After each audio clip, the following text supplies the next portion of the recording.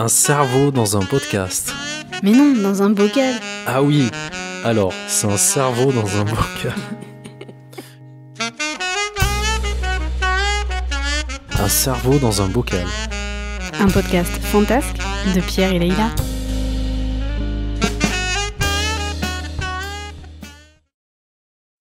La thérapie de Monsieur Murnau.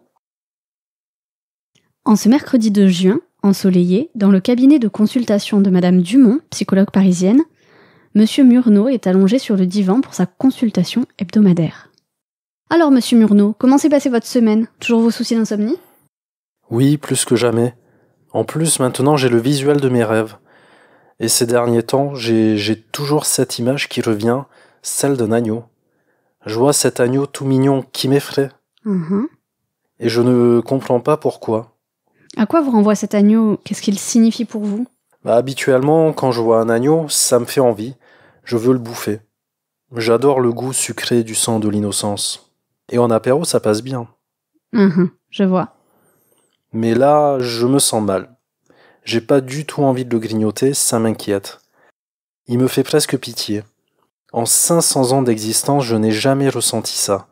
J'ai perdu mon rythme de sommeil, je me sens complètement décalé.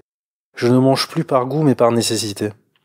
Je ne fais plus la différence entre un avocat et un étudiant des beaux-arts. Avant-hier, je me lève à midi et en ouvrant le rideau, j'ai failli griller. Jamais je me lève avec le soleil. Et sur le plan sexuel, vous avez relevé des conséquences? Une catastrophe. Mon pieu n'arrive plus à se lever.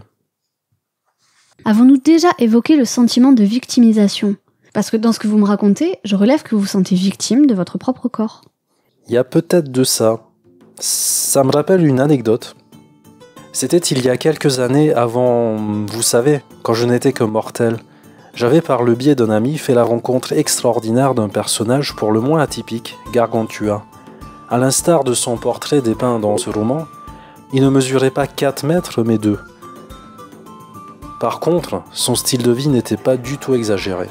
Un jour, cet énergumène m'invita à un banquet. J'étais ravi d'en faire part car l'amitié d'un tel personnage me faisait me sentir vivant. L'opulence de plats, de chair, d'alcool, nous festoyons des semaines durant, et ce sans aucune interruption.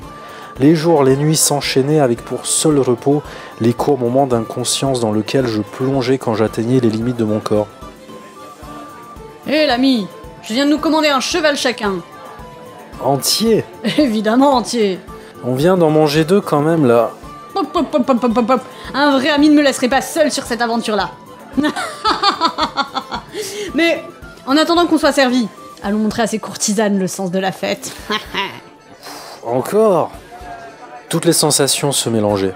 Je me retrouvais à prendre du plaisir physique avec une dinde. Mais quand je vous dis une dinde, je ne parle pas d'une paysanne pas farouche, mais de la volaille rôtie qui ruisselait sur la table, et dans laquelle je plongeais avec toute mon âme, jusqu'à ce que mon bout de joie soit dans le même état que cette pauvre bête, brûlant et sans vie.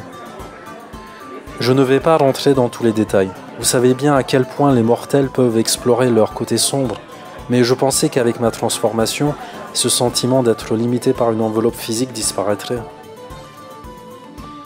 Je voudrais vous parler de la vulnérabilité. Pour cela, je vais juste citer Madeleine L'Angle quand elle dit « L'enfant pense qu'en grandissant, il deviendra invulnérable. Mais grandir, c'est accepter la vulnérabilité. Être vivant, c'est être vulnérable. Vous comprenez ?» Qu'est-ce que ça a à voir avec boulotter un agneau? En rêvant de l'agneau, vous rêvez de vous. Dans ces situations où vous vous sentez vulnérable par rapport aux attentes d'autrui. Je vois.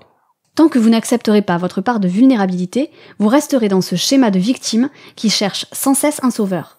Et vous resterez le petit agneau de votre rêve. Ou alors cet agneau, c'est Anne Bonny. C'est-à-dire?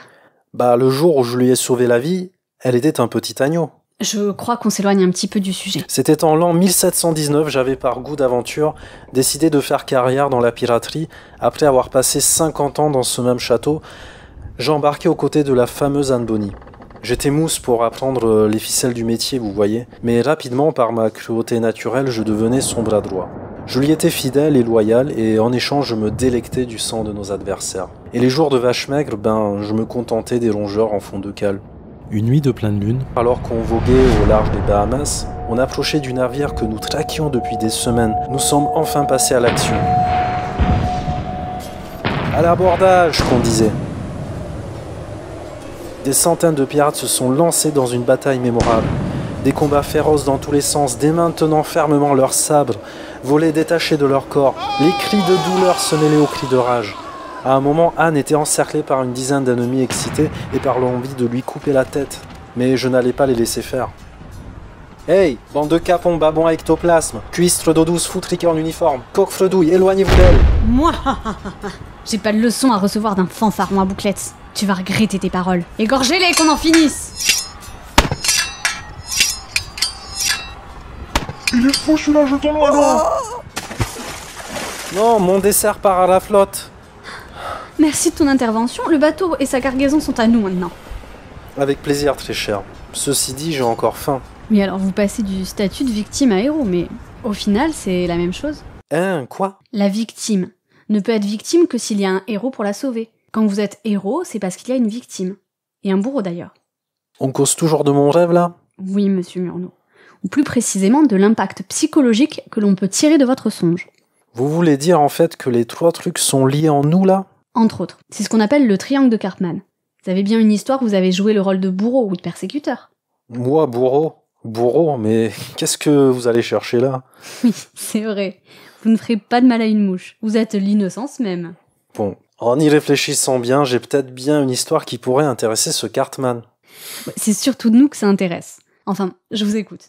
En 1836, alors que la future reine Victoria n'avait que 16 ans, elle suivit sa mère dans un voyage en Inde pour visiter les différentes contrées de l'Empire de Sa Majesté. À cette période, je faisais mon tour des ashrams pour nourrir mon appétit spirituel et lors d'une cérémonie organisée par le gouverneur du Rajasthan, je vis cette belle jeune femme. Elle semblait éprise d'un ennui des plus profonds.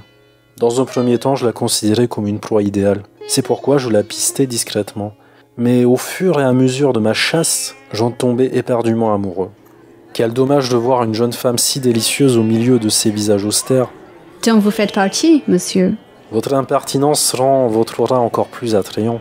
Quelle est votre proposition pour rendre cette soirée plus amusante? Suivez-moi si vous vous sentez d'humeur aventureuse.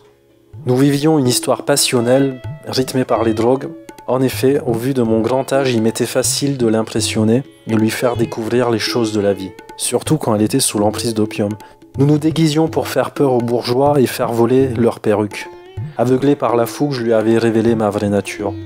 La perspective de vivre une histoire éternelle, loin de sa condition trop stricte, l'obsédait totalement. Car oui, je lui avais fait la promesse de la transformer. Elle n'avait alors plus qu'une seule raison de vivre, celle de tout faire pour me plaire, afin que je la libère à tout jamais de son carcan royal. Elle répondait à mes moindres exigences. Aussi, je me lassais vite de cette compagne trop docile dans laquelle je ne retrouvais plus l'étincelle provocante qui m'avait tant plu au départ. Et je la regardais s'user encore et encore pour me satisfaire avec mépris.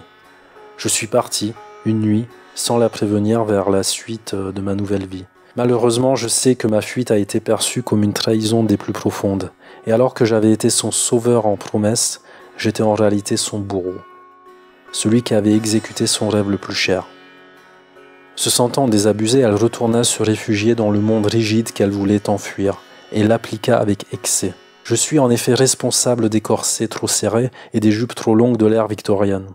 Je me permets de relever un point de votre récit qui me semble clé. Dans cette histoire, vous dites avoir été à la fois son sauveur et son bourreau. Oui, c'était une figure de style, quoi. Pas tant que ça. Moi, je pense que justement, c'est ça qui va vous libérer. Le fait de ne pas s'enfermer dans un seul rôle, mais d'être au centre et d'être à chaque instant les 3 à la fois. Ah, ça me rappelle une histoire. Monsieur Murnau, je pense que nous avons assez de matière pour en venir à une conclusion.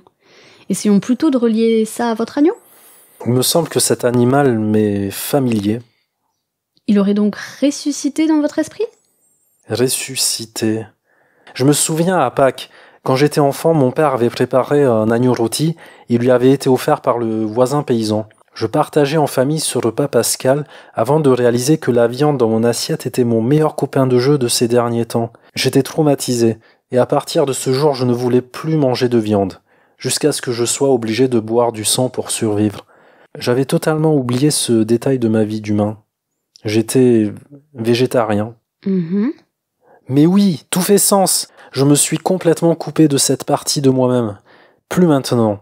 Je vais faire un potager, mais en grand, avec des légumes à foison. Je vendrai des paniers avec des légumes cultivés avec amour et bienveillance. Puis, il faut avouer que les personnes qui se nourrissent de façon saine et équilibrée ont toujours meilleur goût.